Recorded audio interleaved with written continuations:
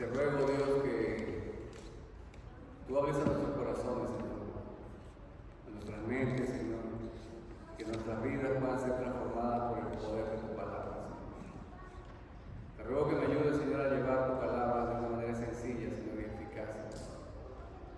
Ayúdame, Señor, te necesito, Señor, y tu pueblo también lo necesita, Señor. Guíame por medio del Espíritu Santo, Señor. Te lo ruego en el nombre de Jesucristo y en el nombre de Jesús. Amén.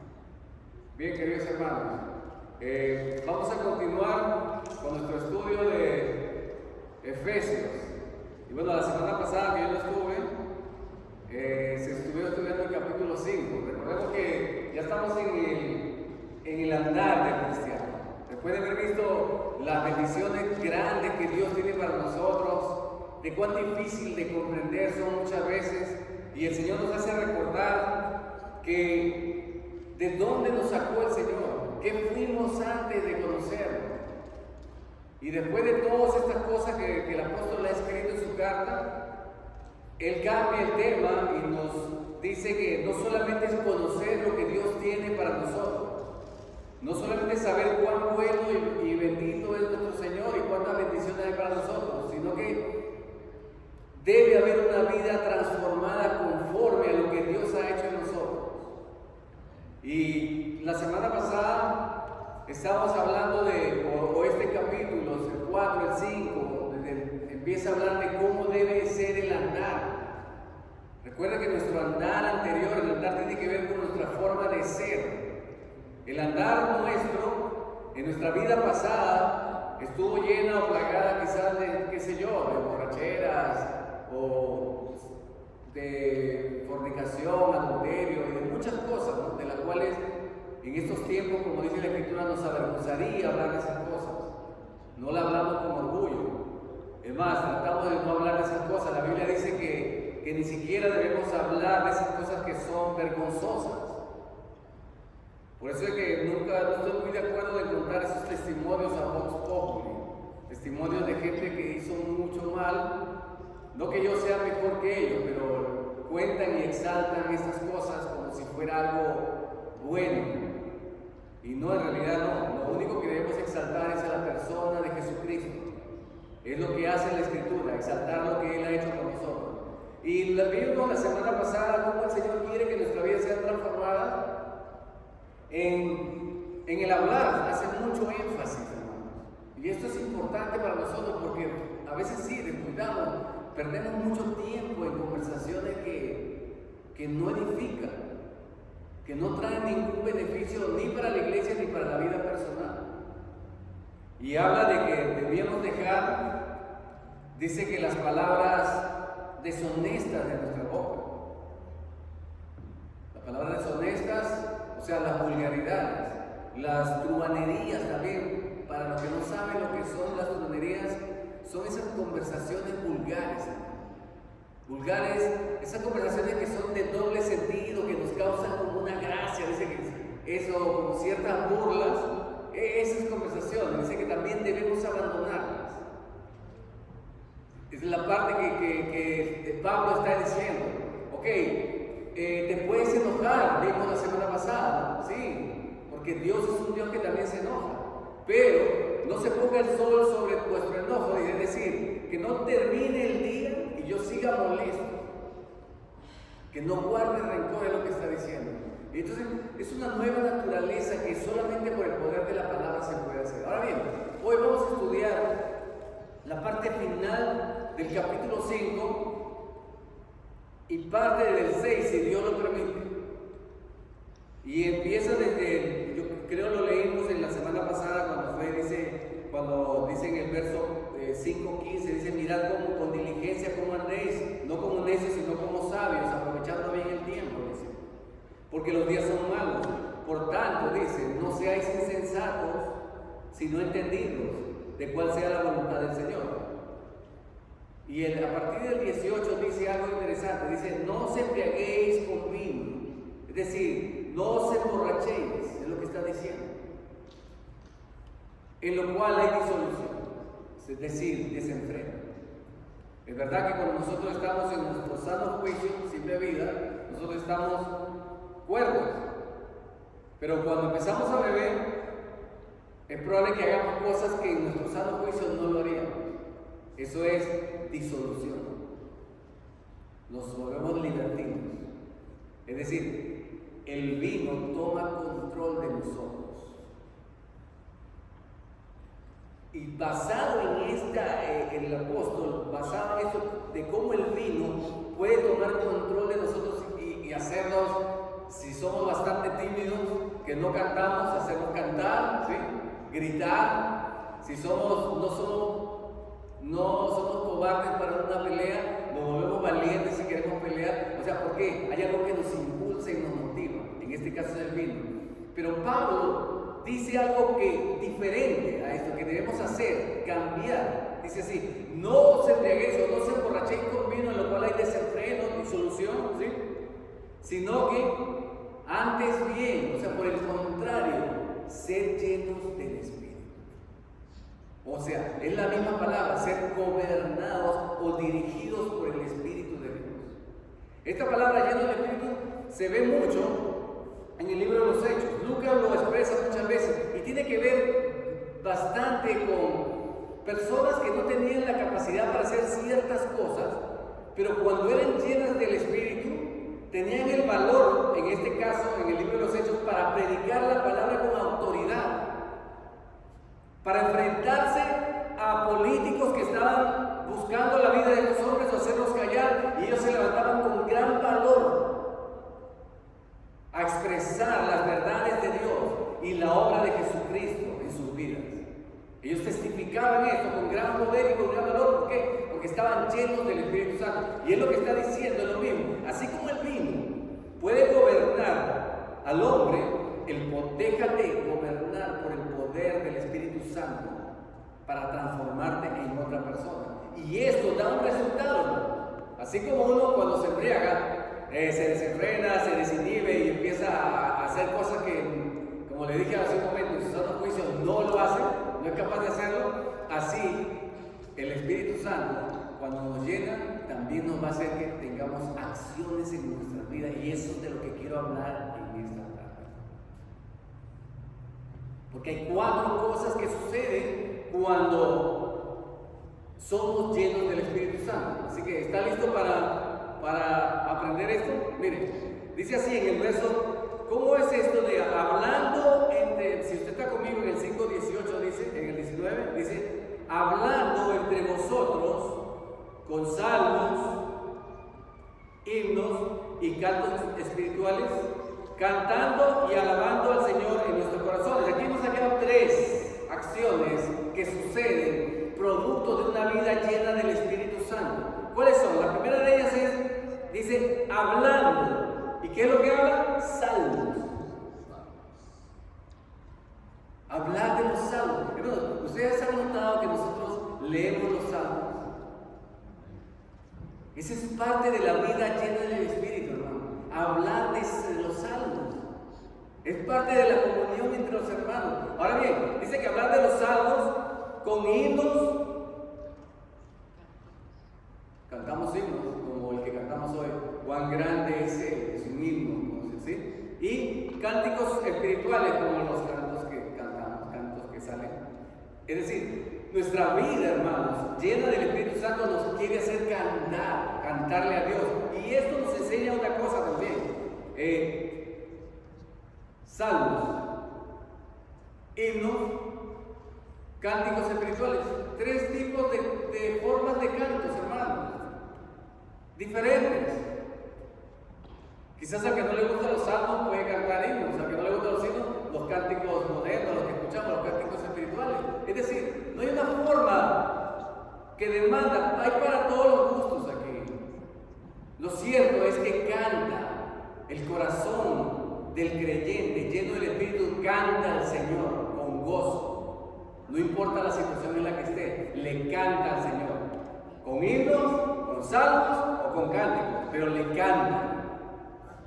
Amén. Eso es lo que hace una vida llena del Espíritu Santo. Entonces vemos que hablando una cosa, hablando de salmos, ¿qué es lo que hablamos? Lo que estamos viendo verso anterior o la semana pasada, que era que teníamos que dejar las malas conversaciones, las palabras deshonestas de nuestra boca, las palabras corrompidas también, hermanos. Es decir, ¿cuáles son esas palabras corrompidas? Palabras que, aunque no la encuentre usted en el diccionario, no son malas, pero el tiempo lo ha corrompido y se ha hecho algo vulgar. Esas palabras no deberían estar en nuestra boca. Entonces, ¿qué debería hacer? Cambiar una vida llena del Espíritu Santo, dejarnos llenar del Espíritu de Dios en nuestras vidas, va a hacer que nosotros cantemos al Señor o hablemos. La primera es hablar. Vamos a hablar con salmos o con la palabra de Dios. Sí, hermano, eso es lo que vamos a hacer. Notemos en nuestras vidas qué es lo que hablamos. Eso va a determinar de lo que está lleno de nuestro corazón, como dijo Jesús. Porque de la abundancia del corazón habla la boca. Si solamente nos llenamos de juegos, de partidos de fútbol o de béisbol o basquetbol, de eso vamos a hablar, hermano. Si nos llenamos de las noticias de ICE y la persecución con los hispanos que están sin documentados, de eso es lo que vamos a hablar. Porque de la abundancia del corazón habla la boca. Pero una persona llena del Espíritu Santo va a hablar de los salmos, va a hablar de la palabra de Dios. Eso es lo que va a hacer. Luego es el primero, hablando. Segundo, cantando. Esa es la segunda, ¿sí? Cantando, ya saben, en el gusto que usted prefiere, su preferencia personal. No hay para todos, ¿sí? No es que dicen, no, que solamente los himnos son la forma de adorar a Dios correcta. Otro dirá, no, son los salmos, cantemos solamente salmos. Hermanos, hay dentro cánticos espirituales, hermanos, no van a ser cánticos. Por eso nosotros hay canciones que no cantamos aquí, hermanos, porque hay canciones que no son espirituales. Hablan más de pasiones amorosas y cosas así, y no tanto de la palabra de Dios, de la obra de Cristo. Son cosas espirituales, ¿no? Entonces, canciones muy románticas y bueno, ustedes que cantan, las hermanas que cantan, yo les he dicho muchas veces, esa canción no es bíblica o dice cosas que no, y la hemos estado quitando, quizás se me pasen algunas, pero es así, no glorifican a Dios o no honran al Señor, y tendría muchos ejemplos, pero no es la idea esta. La primera es hablando, ¿sí? La segunda vemos es cantando y alabando al Señor en nuestros corazones. Verso 20, miren lo que dice, hermanos. Dando siempre gracias por todo al Dios y Padre en el nombre de nuestro Jesús. La otra es, hermanos, es el agradecimiento, el ser agradecido. Una persona llena del Espíritu Santo agradece al Señor, no importa la situación, en todo esto, no importa la situación que esté pasando, porque sabe que su bien y su mal están en el Señor.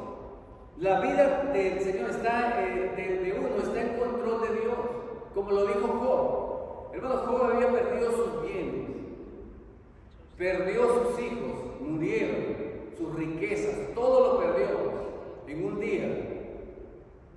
¿Y él qué dijo? Jehová el Señor dio, Jehová Dios quitó. Sea el nombre del Señor bendito. Él atribuyó el bien y el mal a Dios. Y es verdad, porque nada puede pasar, hermanos, en nuestra vida si Dios no lo permite. Pero para los que aman a Dios, todas las cosas ayudan a bien. Entonces, hermano, ¿qué es lo contrario a ser agradecido? Usted me dirá, ser ingrato, ser agradecido, etc. Pero ¿sabe qué es lo contrario a eso? El quejarse. El quejarse de nuestra situación es lo contrario a ser agradecido. Es como decirle a Dios que Dios es muy, porque Él tiene el poder. Dios es muy injusto para tenerme en esta situación. Tú puedes sacarme de aquí y mira cómo ando, mira cómo estoy, y por qué yo estoy viviendo esto, y por qué pasó esto. La queja es lo contrario a las alabanzas. Alguien dijo por ahí que más sale de nuestra boca las quejabanzas que las alabanzas. Y eso es lo contrario. Pero una persona llena del Espíritu, hermanos, produce cánticos de alabanza y de agradecimiento a Dios. Entonces podemos notar la falta de nosotros de agradecimiento, la falta de hablar de la palabra de Dios es producto de una vida que no está llena del Espíritu Santo, que no nos estamos llenando de eso. Y debemos permitir que el Espíritu de Dios nos llene con estas cosas. Ahora bien, entonces tenemos cantando, ¿sí? Hablando, cantando, agradeciendo. Y ahora viene la cuarta de las expresiones o de las acciones productos de una vida llena del Espíritu Santo. Y esta es para mí una de las más importantes. Y quiero que le presten mucha atención, ¿sí? Porque tiene que ver con la sumisión. Dice aquí empieza, en el verso 21 dice así: someteos unos a otros en el temor de Dios. O sea, aquí habla de sumisión. Y esto no es fácil de digerir, ¿verdad? No es fácil de razonarlo, porque estamos en una cultura completamente opuesta a lo que es la sumisión. Nuestra cultura nos llama no a someternos, sino a engrandecernos, a empoderarnos. Pero la palabra de Dios, el producto de una vida llena de Espíritu, nos lleva a la sumisión, a someternos. ¿De qué modo? Del mismo modo que nuestro Señor Jesucristo se sometió a su Padre en obediencia absoluta. Y eso lo llevó a una muerte, una muerte vergonzosa en la cruz, por causa de la voluntad del Señor. Se sometió, se humilló, se dejó humillar bajo la poderosa mano del Señor. ¿Amén? Entonces, la sumisión no es fácil de digerir, hermanos, pero es lo que la Biblia establece. Pero eso no lo vamos a hacer de voluntad propia o por naturaleza, no lo queremos hacer. Pero es algo que viene producto de una vida llena del Espíritu Santo. Someteos los unos a los otros. Y aquí viene la primera parte. Y esto quizás no le va a gustar, porque miren lo que dice: las casadas estén sujetas a sus propios maridos. Esto le va a gustar seguro a los hombres, ¿no? Pero miren, hermanos, quiero decir algo claro en esto, ¿sí? Antes que se me enojen las mujeres, ¿sí? Quiero que escuchen bien esto. La palabra del griego, sujetos, del griego apostasos, es una palabra que no está aquí en la segunda parte, lo que acabamos de leer. Ese verbo no está. O sea, cuando usted lee, dice: someteos los unos a los otros en el temor de Dios, dice casadas, no dice estar sujetos. ¿Ok? Pero eso no quiere decir que no deberían hacerlo. ¿Sí? Dice simplemente casadas a sus propios maridos. Someteos unos a otros, las mujeres casadas a sus propios maridos. Pero no dice, así como dicen aquí, estén sujetos a su propio marido. Ahora bien, pero la forma como la dice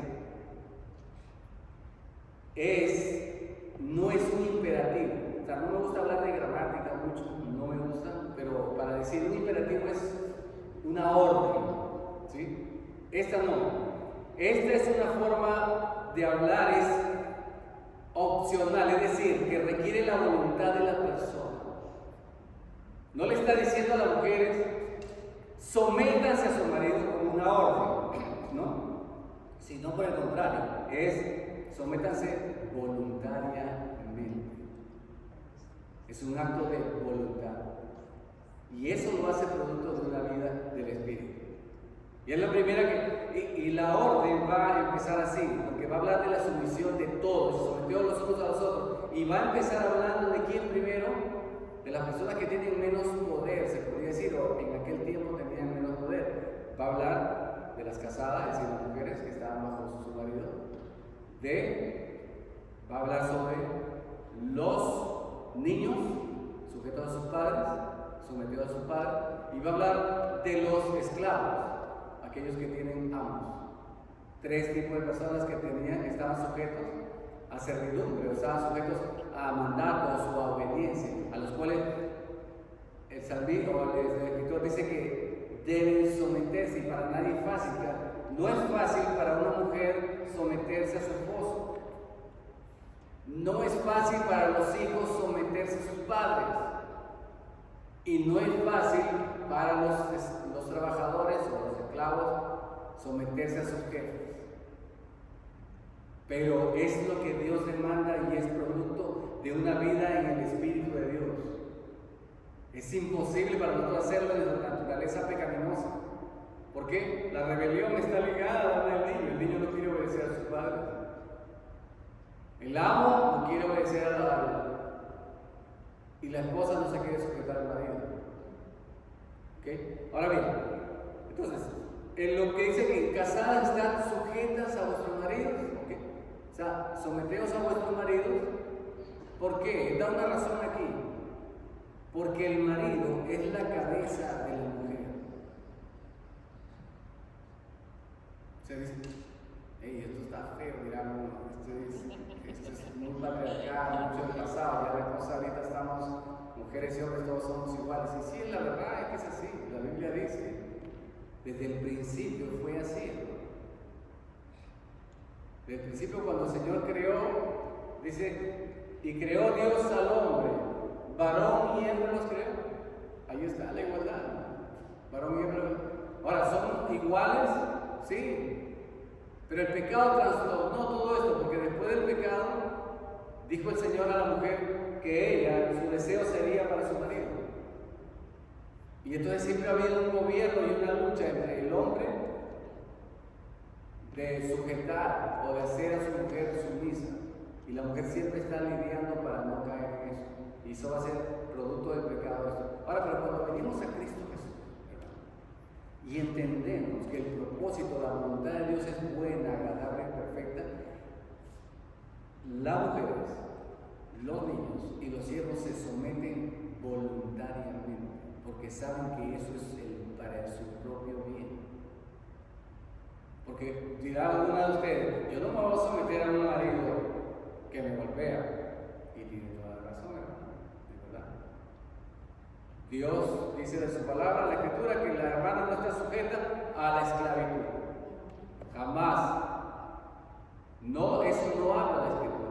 Este es un mensaje para creyentes, para cristianos, para personas que han conocido y han sido transformadas por medio del poder de Dios, y que esto es lo que conviene, y lo vamos a ver, lo vamos a seguir viendo, es lo que conviene en nuestros matrimonios. La vida llena del Espíritu es una vida de sumisión de unos a otros. Y tenemos que estar claros en eso, hermano, porque si no, estamos constantemente lidiando con estas cosas que no ayudan a que nuestras familias estén fortalecidas. Entonces dice, Dios ha establecido un plan o un orden, ¿sí? No es que sea más importante o menos importante, pero ha establecido al varón como cabeza. Ahora usted dirá, bueno, como soy hombre, está bien, viste, me tiene que hacer caso, me tiene que obedecer, ¿no? Pero tenemos que entender de qué forma es esto, porque aquí sí hay un imperativo. Fíjese que a la mujer le está diciendo en este capítulo, hay otro versículo en el que sí dice a la mujer claramente que se sujete a su marido. Hay imperativos. En este caso no fue así, pero en el hombre sí hay un imperativo. Le dicen, maridos, amad a vuestras esposas. Es una orden. Mientras que a la mujer le dice de manera voluntaria, al hombre le dice, maridos, amad. Esto sí es obligado.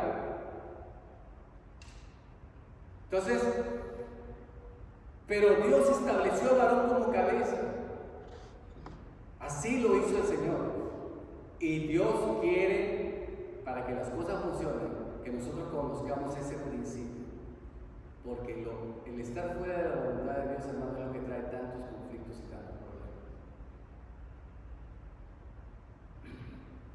Claro, a una mujer no le va a ser difícil someterse a un hombre conforme a lo que está demandando. Así que ahora viene lo que es la parte del hombre. ¿Por qué? Porque el marido es cabeza de la mujer. Dice, así como Cristo es cabeza de la iglesia. Cristo, a nosotros no nos cuesta someternos a Cristo Jesús, correcto, porque sí nos cuesta eso, pero en realidad tratamos de buscar someternos a Él, porque Él ha buscado nuestro bien, nos ha rescatado de nuestra vana manera de vivir. ha derramado su sangre, su vida por nosotros. Nos ha amado en gran manera. Entonces, nosotros queremos someternos voluntariamente a Él, porque Él quiere el bien para nosotros. Okay. De ese mismo modo, dice, las mujeres, las esposas estén sujetas a su marido, como Cristo es cabeza de la iglesia, la cual es su cuerpo y Él es su Salvador. Ahora bien, así que, como la iglesia está sujeta a Cristo, así también las casadas estén a sus maridos en todo. Ahora bien, usted dice en todo.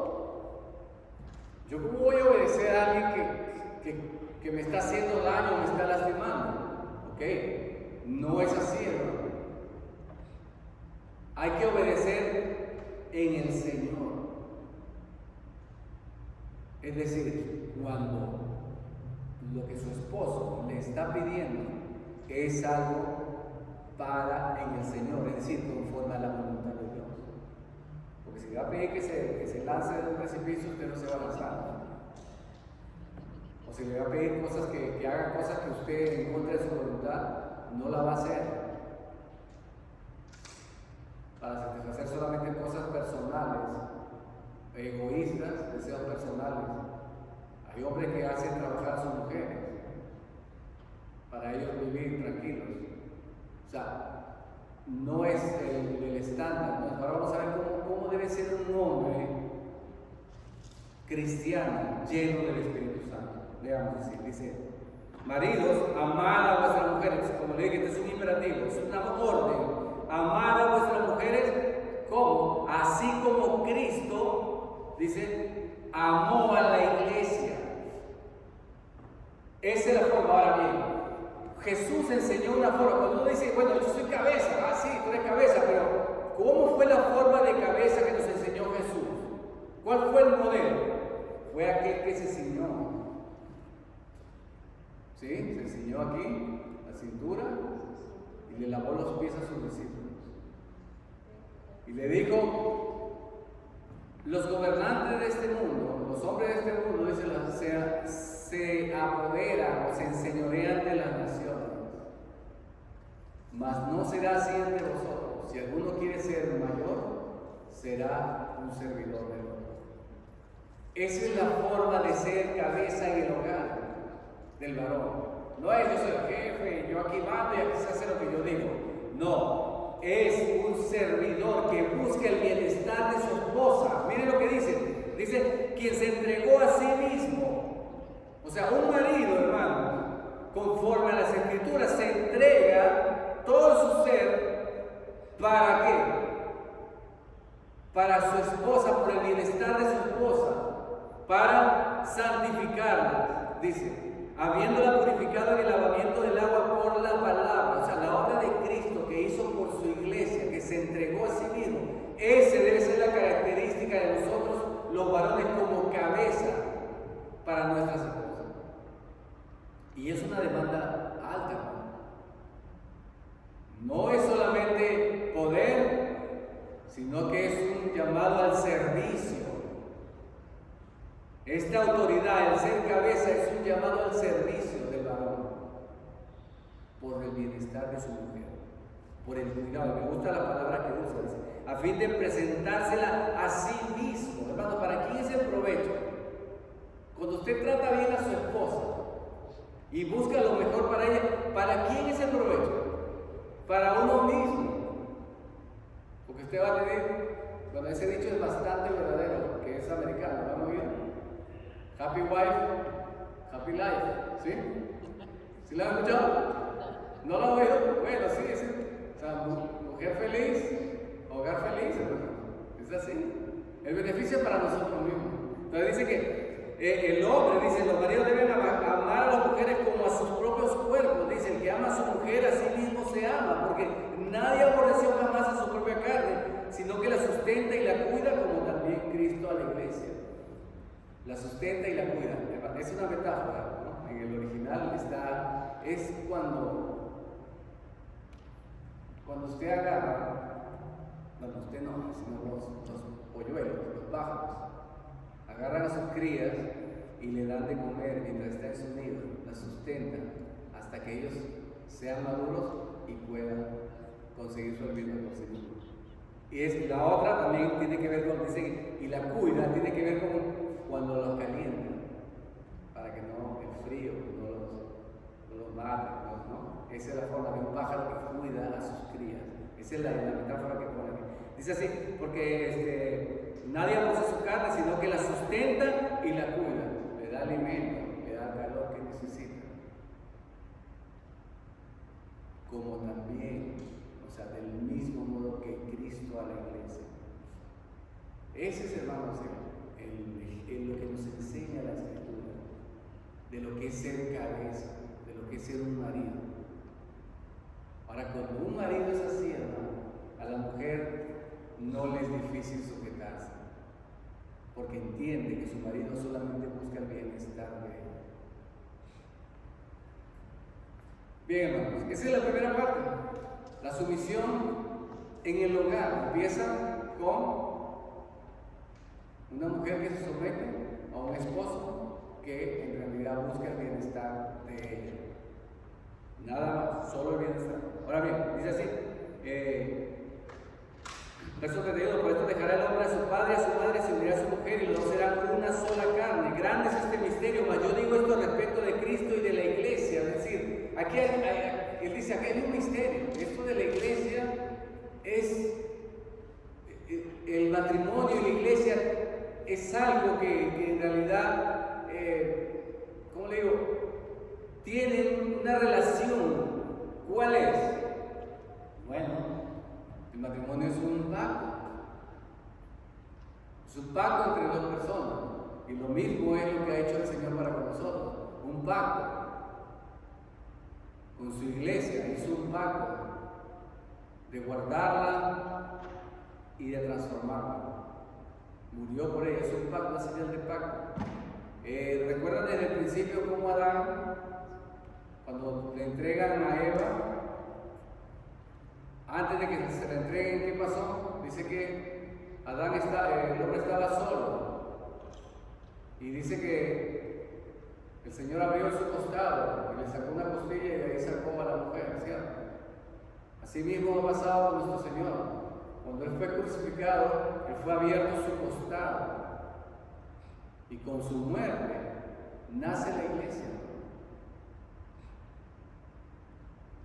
Ese es así como Adán cayó en un profundo sueño, nuestro Señor también en el sueño de la muerte estuvo 3 días y 3 noches y luego resucitó al tercer día para ver a su esposa, a su mujer, que es la iglesia, la cual somos nosotros.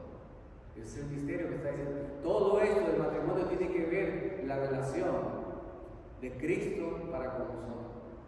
Entonces, hermano, esto glorifica a Dios, hermano. Un matrimonio, un buen matrimonio, glorifica al Señor, porque es la obra perfecta de lo que Cristo ha hecho por su iglesia. ¿Se da cuenta usted de la importancia, hermano, del matrimonio, de las relaciones familiares? Esto glorifica, más allá de la predicación, un hogar bajo la sumisión del Espíritu de Dios testifica a otros del poder de Dios, de la bendición del Señor sobre nuestras vidas. Entonces, por lo demás, verso 33, miren lo que dice: cada uno de vosotros ame también a su mujer como a sí mismo, y la mujer respete a su marido. 2 cosas hay para la mujer. Al marido le manda una sola cosa: que ame a su esposa. Es lo único, pero es un mandato. A la mujer le pide 2 cosas: sumisión y respeto por su marido. Hermanos, un marido que no siente el respeto de su esposa no va a funcionar bien. Nosotros los varones necesitamos saber que somos respetados por nuestra esposa. Necesitamos saber eso. 2 cosas: usted quiere ver su hogar bien, porque esto es mutuo, es de ambos. Sumisión y respetar. Y le vuelve a repetir otra vez: maridos, amar a vuestras esposas como Cristo amó a la iglesia. Luego viene la segunda parte de la sumisión, que era lo que le dije, los hijos, ¿sí? Esto Esto también es importante. Dice, hijos, obedeced en el Señor a vuestros padres. Bien, esto es importante, obedecer en el Señor a vuestros padres. ¿Por qué dicen el Señor? Porque hay padres que no tienen cuidado y dan cosas o dicen cosas, mandan a sus niños a hacer cosas que no van conforme a las Escrituras, conforme a la palabra. Pero dice obedecer en el Señor, es decir, los padres tenemos que enseñar a nuestros hijos. Ahora, ¿de quién está hablando? ¿Hasta qué edad? No lo sabemos exactamente. ¿Por qué? Porque dice que en aquel tiempo, un judío, si estamos en la cultura judía, a los 13 años el varón ya pasaba a ser adulto. En la cultura romana era a los 14 años, cuando ya agarraba, se puede decir, la madurez. Y en nuestros tiempos, sí, hay personas de 40 que todavía no han alcanzado la madurez. Entonces, no sabemos específicamente hasta qué edad, ¿sí?, se dice que deben obedecer a sus padres. Debemos honrarlo todo el tiempo, pero en este caso dice que hijos, obedeced en el Señor. Cuando usted, hermano, hermana, corrige a su hijo, usted no le va a decir no haga eso, porque sí. Los niños son muy sensibles a las cosas de Dios. ¿Ustedes se han dado cuenta de eso o no? Usted lo lleva a estudiar a la escuela, de la escuela bíblica, y le enseña la Biblia y ellos se gozan, cantan y hablan y cuentan después a sus amigos, ay, en la clase estuve y hablaron del Rey David y el Señor y cuentan, y ellos son muy espontáneos. Los niños tienen una recepción para las cosas de Dios. ¿Recuerdan cuando Jesús estaba rodeado de niños y Él los bendecía? Los niños tienen esa sensibilidad. Por eso que Jesús dijo, sed como niños, para llegar al reino de Dios. Ellos están en esa capacidad de entender lo que cuando usted corrige a su hijo, dígale, no por capricho, sino porque Dios lo dice, lo estableció. Te le hace, ¿por qué? Hey, mira, tú no debes hacer esto, porque soy tu padre. ¿Sí? Haz esto porque yo soy tu padre que te lo estoy mandando. No, usted en el Señor puede corregir al niño. Mire, porque la Biblia, no toques eso, no agarres eso. ¿Por qué? Porque no es tuyo. Y la Biblia dice, no robarás. O sea, enseñarle al niño con la palabra de Dios los principios de Dios. Pero si algo que recuerdo yo de mi madre, que aunque teníamos la Biblia ahí, pero ella siempre me dijo, no hagas a otros lo que no te gustaría que hicieran contigo. Y siempre que yo iba a hacer algo así, pensaba, ¿será que me gustará? Esa palabra me quedó a mí. Era la palabra del Señor. Ella nunca me dijo que esa era la palabra del Señor. Pero estaba escrito, era su palabra, y ya estaba haciendo mella en mi corazón. La palabra de Dios, hermanos, tiene poder. Dice en Isaías, dice que así como desciende la lluvia, dice, para dar semilla al que siembra y pan al que come, así es mi palabra, dice que no volverá a mí vacía, sino que será prosperada en aquello que yo la envíe. Entonces, hermanos, vemos esto, de que la palabra de Dios tiene poder, y es para nosotros como padres debemos sembrar la palabra de Dios en los niños. ¿Sí? Honra a tu padre y a tu madre para que te vaya bien, ese es el primer mandamiento con promesa, dice. Y vosotros, padres, no provoquéis a ir a vuestros hijos, sino criarlos en la disciplina y amonestación del Señor. Lo que hablamos ahorita, ¿no? Los padres no tienen que decir eso. Exasperéis a vuestros hijos es, yo soy aquí que mando y tú haces caso. No, en el Señor. En el Señor. Es así porque así lo dice el Señor. Y por último, hermano, ya para cerrar, los amos y los esclavos. Es decir, ahorita no hay esclavos ni amos, sí, pero de pronto usted o yo trabajamos para jefes.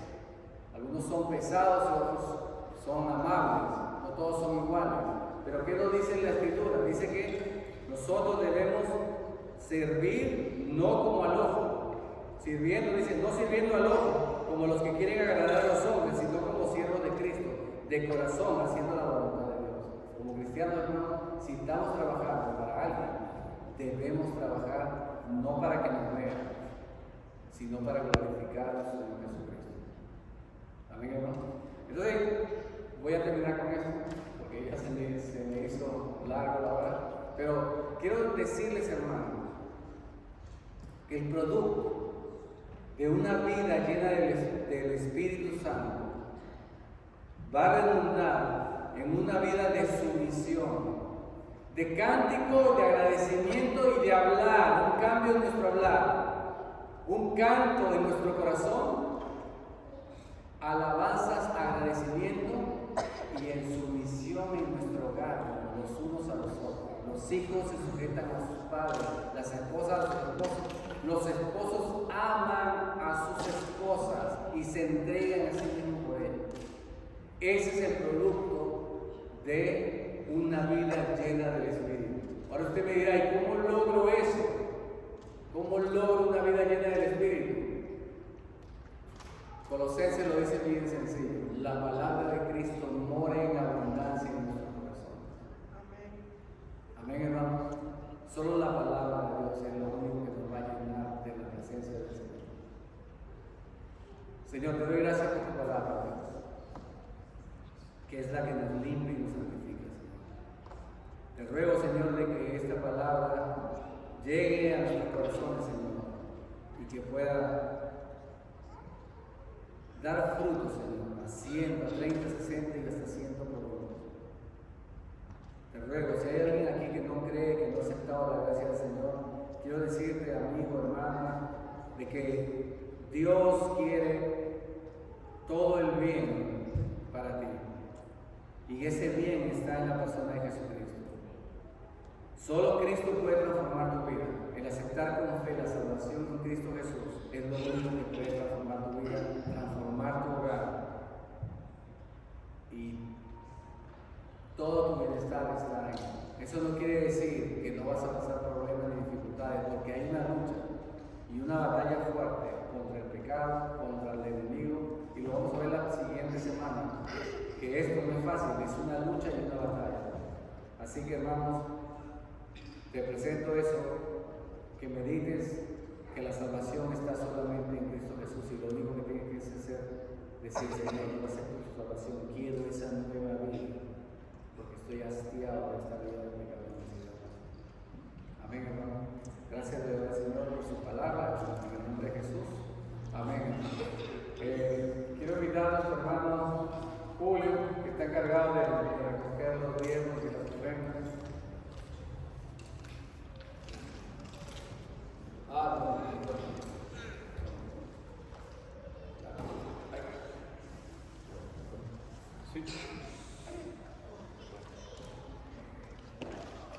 Señor, te damos gracias, Padre, por este día, esta tarde.